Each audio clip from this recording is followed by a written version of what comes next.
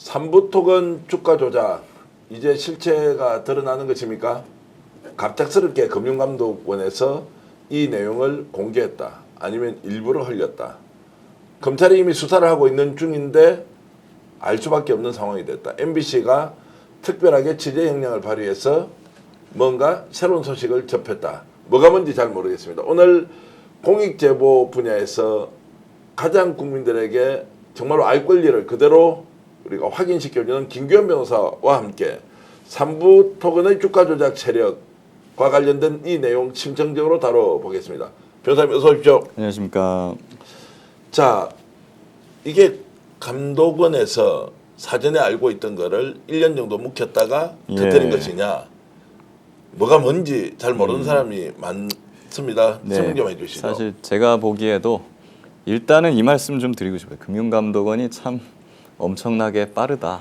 예. 빠르긴 너무 빠르죠. 좋은 의미로 빠르다는 것보다는 그렇죠. 숨기고 있다가 결국 지금은 실토하는 것이다 이렇게 느껴지는데요. 그렇습니다. 일단 먼저 이 사건에 대해서 설명을 간략하게 먼저 드리면, 이 사건은 2023년도에 있었던 일입니다. 2023년도에 5월 달에 그 갑자기 삼부토건의 주가가 한 1,000원 정도였습니다. 근데 이게 5월부터 한 7월까지 5,500원까지 5배 이상 급등을 합니다.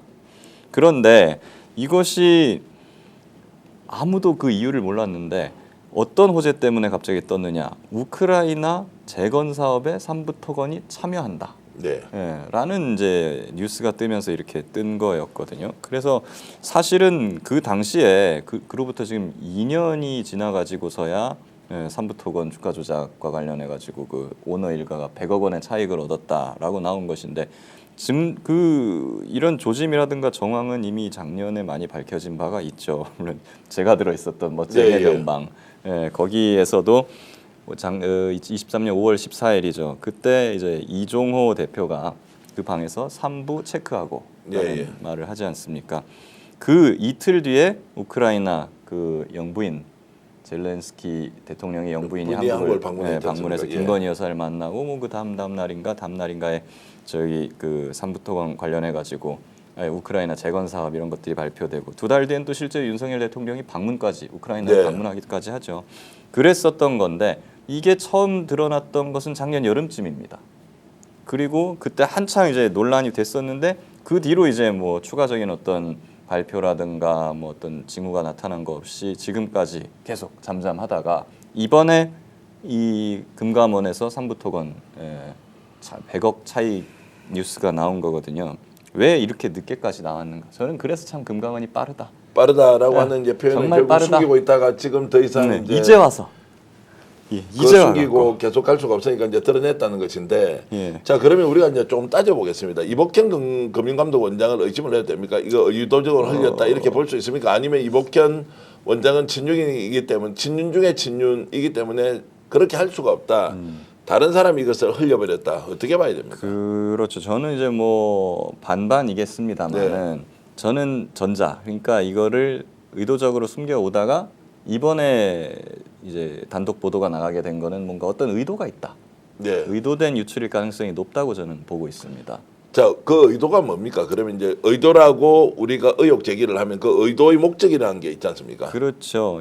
두 가지로 볼 수 있겠는데요. 이복현 원장은 이제 윤석열 대통령의 측근으로 꼽혔던 사람이죠. 그러니까 작년부터 이걸 계속 알고 있었겠죠.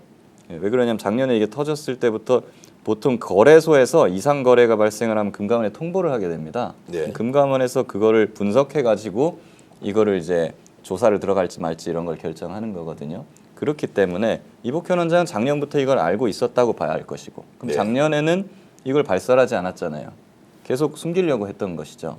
그랬다가 이번에 드러난 것인데, 이복현 원장이 탄핵 심판을 앞두고 의도적으로 이제 자기는 윤석열과의 관계를 정리하려고 이걸 의도적으로 유출을 했을 가능성도 배제할 수가 없는 거고. 검사 출신이시니까 말씀 계속 해주세요. 두 번째는 이복현 원장이 한 게 아니고 이복현 원장 등 금감원 수뇌부에서는 이걸 계속 막으려고 했었는데, 여기에 불만을 품은 금감원의 내부자 누군가가 의도적으로 이걸 흘렸다.